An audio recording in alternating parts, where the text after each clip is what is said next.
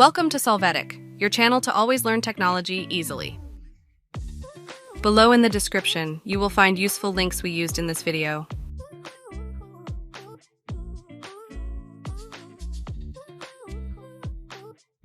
Today in Solvetic, we will see how to put text vertically in Word.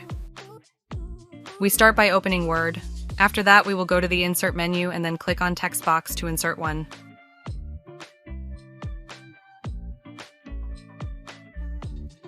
Once we insert the box, we are going to write our text.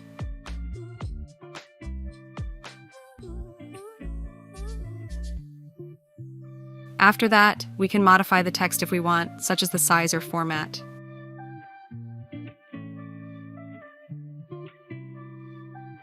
Next, we are going to click on the box and enter the text box menu.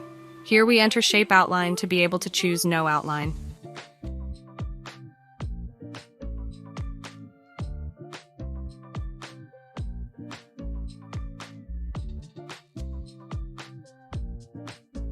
Finally, we are going to put our text vertically by going to the text box section again and clicking on Text Direction. You will see that you can also modify the text in other positions. Hey, remember to subscribe Solvetic channel.